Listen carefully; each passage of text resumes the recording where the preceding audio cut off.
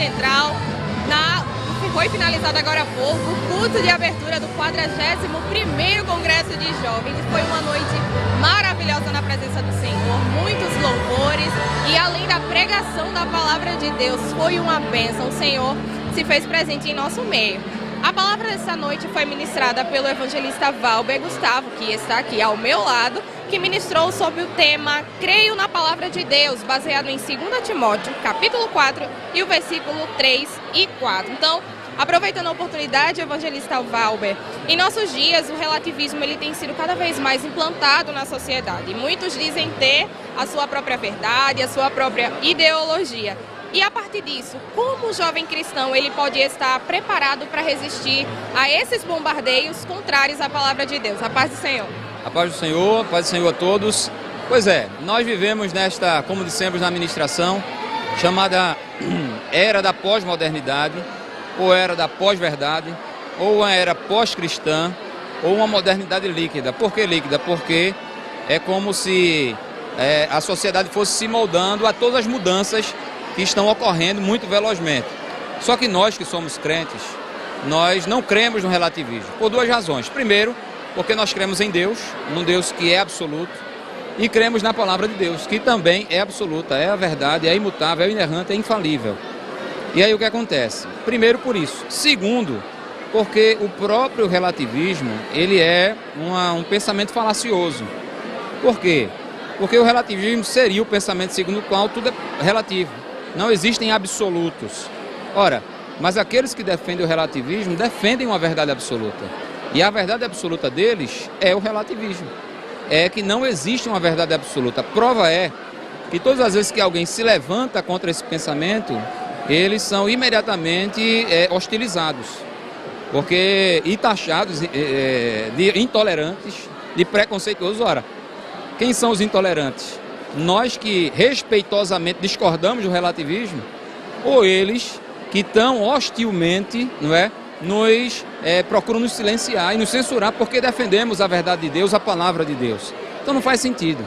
Não é? Inclusive, minha irmã, o nosso pastor citou aqui, eu posso fazer isso agora? Pronto. Esse livro aqui, olha. Esse livro é um livro escrito por um presbítero da nossa igreja, professor do seminário teológico, o Alson Salles.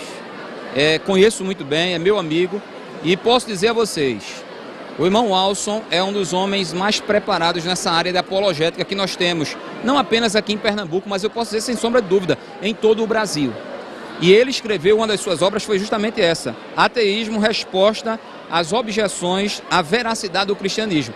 E esse livro, ele está em promoção, então eu acho que esse livro vai esgotar, porque a mocidade, a juventude, daí é a DPE. A Assembleia de Deus em Pernambuco vai esgotar esses exemplares daqui para o encerramento do Congresso. Então, é continuar crendo em Deus e continuar crendo na palavra de Deus.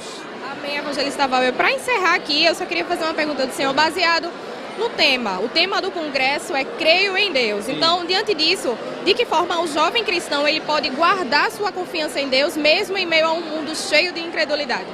Vejam, eu sempre digo, não existe mistério para viver a fé cristã, para viver o evangelho, para ser crente. Existem dois trilhos que são irremovíveis, que são eternos, não é? Que é a oração e a palavra.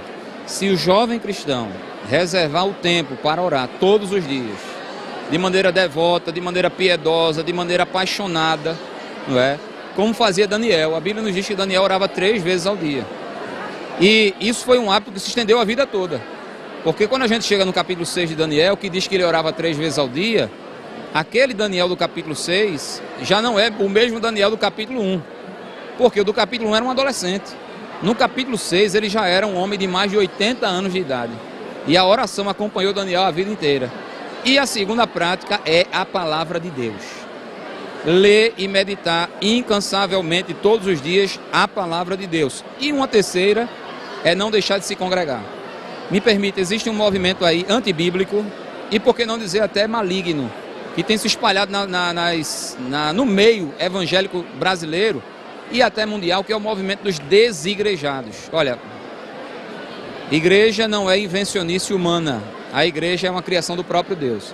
Aí alguém pode dizer, não, mas é a igreja no contexto global, o corpo espiritual de Cristo, não. não apenas essa igreja. Se a gente observar o Novo Testamento, as igrejas locais também foram criadas por Jesus. Então, oração, jejum, palavra e igreja. Amém. Glória a Deus, evangelista Valber, nós agradecemos a participação do senhor. Amém. E continuando aqui com os irmãos que acompanham a programação da Rede Brasil de Comunicação, hoje foi só o começo, mas a programação se estende. No sábado pela manhã, às 9 horas, teremos estudo. À noite, às 19 horas, o culto oficial. No domingo pela manhã, às 9 da manhã, a Manhã Missionária, um culto muito especial falando sobre missões, porque a nossa igreja é missionária. Às 19 horas, o grande culto de encerramento, mas todos os cultos, antes de iniciar o culto oficial, está tendo o culto introdutório e tem sido uma bênção. Toda a programação ela será transmitida pela Rede Brasil de Comunicação, pela TV 14.1, né, aqui em Recife, pela Rádio FM 93.3, assim como também pelas redes sociais, Rede Brasil Oficial, IADPE Oficial e Rede Brasil Live, tá bom? Mas agora eu tenho um convite muito importante para te fazer. Foi finalizado o culto oficial, mas continua na programação aí da Rede Brasil, porque tem um programa muito especial para você, para edificação da sua vida espiritual. É o AD News Jovem. Hoje estará falando sobre relacionamentos. Ficou curioso? Então continue na programação que você vai conferir. Tenho certeza que vai ser uma bênção para a sua vida. Amém? É a Rede Brasil de Comunicação na transmissão do 41º Congresso de Jovens da Igreja Evangélica Assembleia de Deus, em Pernambuco.